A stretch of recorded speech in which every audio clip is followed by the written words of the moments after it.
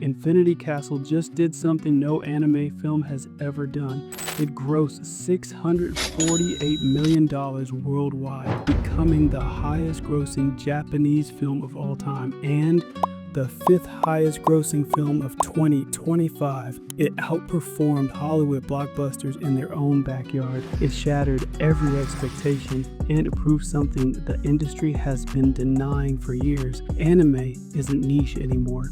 It's mainstream, and the world just woke up to it. Welcome to Greater Arcs. I'm The Greater, and we're diving beneath the surface. This channel isn't about recaps or surface level reactions. We're here to dissect what makes anime, especially moments like this, timeless. The symbolism, the emotional architecture, the choices that turn good stories into unforgettable ones. 5 minutes, one idea, every episode.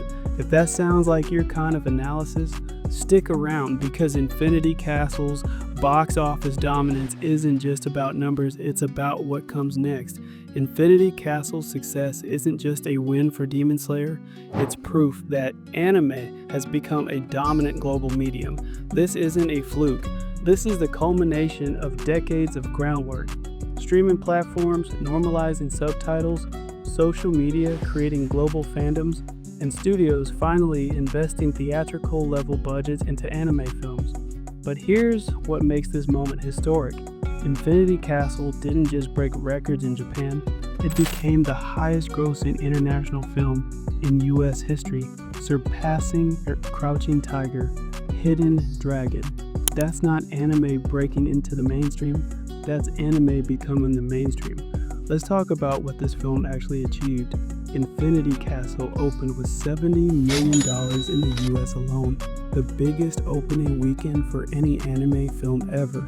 It's earned over $128 million domestically and counting, and globally $648 million, making it the 5th highest grossing film of 2025.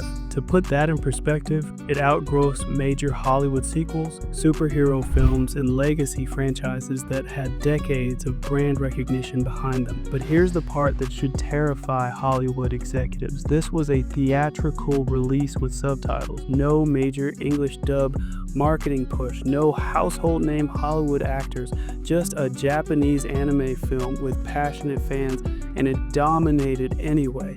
What does that tell us? It tells us that audiences don't need their entertainment dumbed down or localized to death. They'll show up for quality storytelling regardless of language or medium. Infinity Castle proved that anime doesn't need Hollywood's approval anymore, and it can compete and win on its own terms. So why did this film break through? Because Demon Slayer understands something fundamental. Emotion is universal. You don't need to speak Japanese to feel Tanjiro's desperation to save his sister. You don't need cultural context to understand the weight of sacrifice, loss, and hope that drives every character in this story. Ufotable's animation is breathtaking, sure. The action choreography is some of the best in the medium, but what really sells Demon Slayer is its heart. It's a story about family, resilience, and fighting for the people you love even when the odds are impossible. Those themes transcend borders, they transcend language, and they connect with audiences in ways that formulaic blockbusters just don't anymore. Add to that the fact that Infinity Castle is the culmination of years of build-up, the final battle against Muzan, the Hashira's last stand, Tanjiro's ultimate test, and you have a film that feels earned. Fans didn't just show up for spectacle, they showed up because they were emotionally invested. And that's the kind of loyalty Hollywood can't manufacture. So what happens now? Infinity Castle just opened the floodgates. Studios are watching, investors are paying attention, and suddenly anime films aren't being treated as niche experiments. They're being recognized as legitimate box office titans. We're going to see bigger budgets, more theatrical releases, studios taking risks on franchises that would have been streaming only just a few years ago. But here's the thing, success this massive comes with pressure. The industry is going to chase this. We're going to see rushed sequels, cash grab adaptations, and studios trying to replicate Demon Slayer's formula without understanding what made it work in the first place. And that's the real test. Can anime maintain its identity while scaling to this level? Can it stay true to the storytelling, artistry, and emotional depth that made audiences fall in love with it? Or will it start compromising to chase mainstream appeal? Because Infinity Castle didn't succeed by trying to be like Hollywood. It succeeded by being unapologetically anime.